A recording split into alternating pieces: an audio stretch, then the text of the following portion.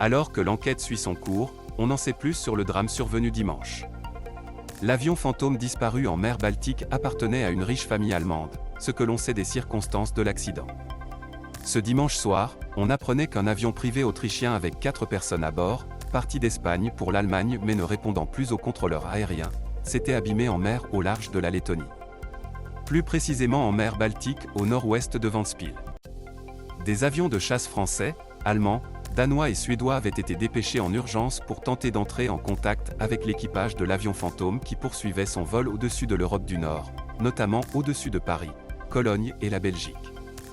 Selon le manifeste de vol, l'avion, un Cessna 551 qui avait décollé de Joré, transportait 4 passagers et effectuait un vol entre l'Espagne et Cologne, mais lorsqu'il a changé de cap en cours de vol, les régulateurs aériens n'ont plus pu le contacter, avait déclaré l'agence lettonne de l'aviation.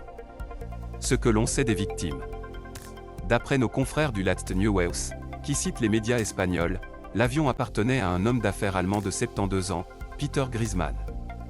C'était sans doute lui qui pilotait l'appareil au moment du drame.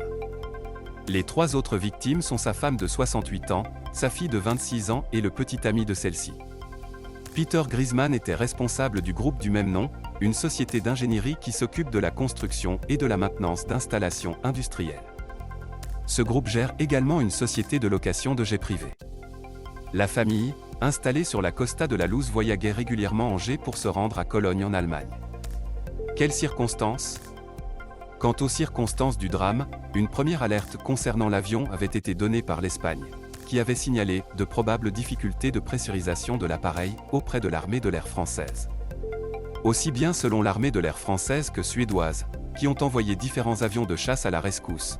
Leurs pilotes n'ont aperçu personne dans le cockpit et les tentatives de contact radio sont restées infructueuses. L'avion avait une trajectoire relativement constante jusqu'à ce qu'il approche la côte lettonne, où il a alors rapidement perdu de l'altitude. L'appareil est tombé vers 20 h lorsqu'il s'est retrouvé à court de carburant, a estimé le chef des secours.